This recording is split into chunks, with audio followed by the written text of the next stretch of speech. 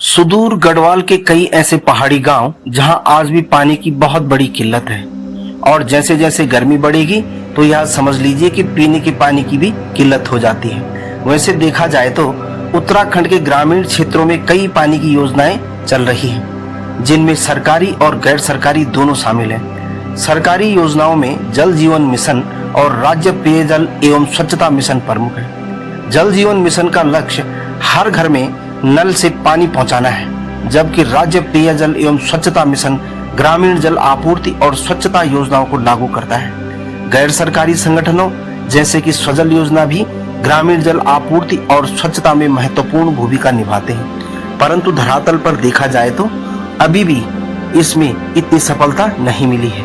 वैसे इन सभी मिशनों का पूर्ण होने का लक्ष्य साल 2024 रखा गया था। मसलन अभी भी इसमें काफी ज्यादा काम होना बाकी है। शिक्षा, स्वास्थ्य और रोजगार के चलते पहाड़ के लोगों ने बेशक पलायन धड़ल्ले से किया, लेकिन इसका मतलब यह नहीं कि वह अपने गांव से या अपनी धरती से दूर हो गए हैं। आज भी उनका दिल अपने गांव के लिए धड़कता है और हमेशा धड़कता रहेगा।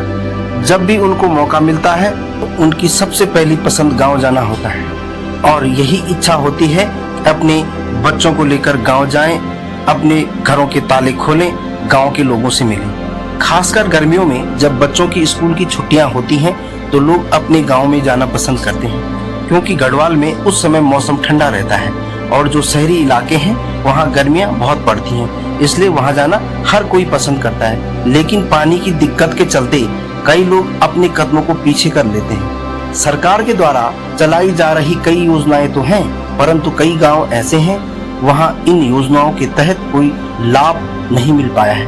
केवल पाइपलाइन बिछी है, परंतु उनमें पानी नहीं है।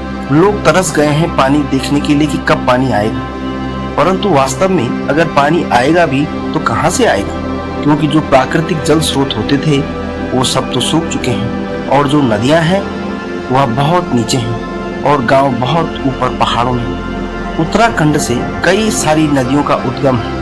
बिजली का उत्पादन यहाँ से देश के कई राज्यों में वितरित हो रहा है। सिंचाई के लिए कई राज्य उत्तराखंड पर निर्भर हैं। पानी की कई योजनाएं उत्तराखंड से कई राज्यों को दी जा रही हैं, लेकिन स्वयं उत्तराखंड राज्य इस पानी की किल्लत से कई वर्षों से जूझ रहा है। योजनाएं तो कई आ रही हैं और कई जा रही हैं, लेकिन उसका प्रमुख समाधान अभी तक नहीं मिल पाया है।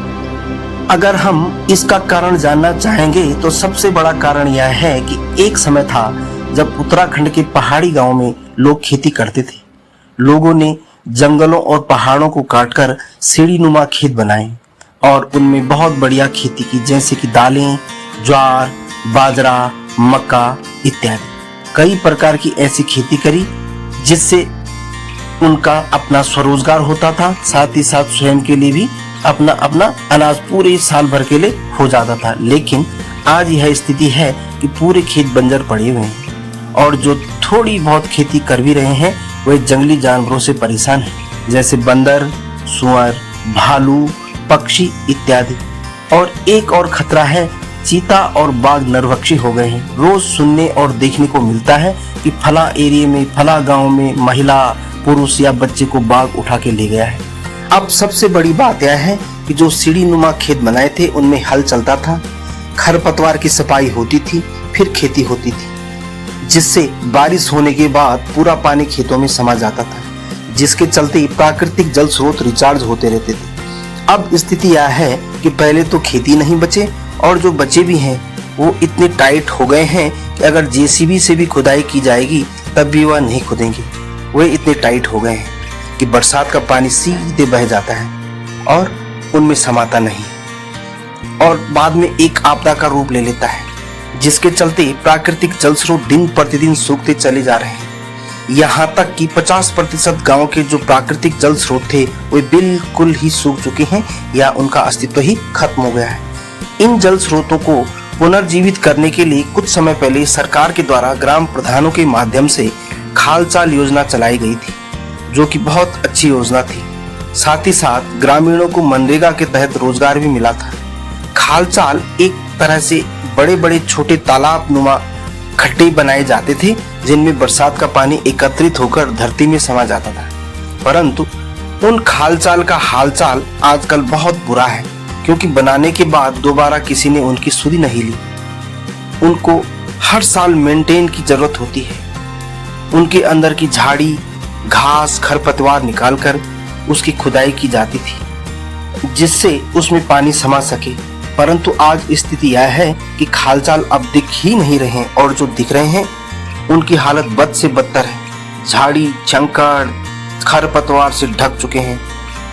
उनकी दीवारों से पत्थर गायब हैं। सरकार तो अपना काम कर ही रही है, परंतु हम सभी ग्रामवासियों को अपनी स्तर पर स्वयं इन प्राकृतिक जल स्रोतों के लिए कुछ श्रमदान देना पड़ेगा। अगर उचित कदम न उठाया गया तो वह भी समय दूर नहीं जब एक एक बूंद पानी के लिए आदमी तरसेगा। मित्रों, आगे भविष्य को देखो, फिर आगे बढ़ो। आदरणीय हमारी महान कवि गिरदा की एक कविता मुझे आज याद आ रही है, जो बिल्कुल आज सही सिद्ध हो रही है। सारा पानी चूस रहे हो, नदी समंदर लूट रहे हो, गंगा यमुना की छाती पर कंकड़ पत्थर कूट रहे हो। जिस दिन डोलेगी ये धरती, सर से निकलेगी सबकी मस्ती, महल चौबारे बह जाएंगे, खाली रौखड़ रह जाएंगे। बूंद बूंद को तरसोगे जब, बोल व्यापारी तब क्या होगा, नकद उधारी तब क्या होगा। सारा पानी चूस रहे हो, नदी समंदर लूट रहे हो।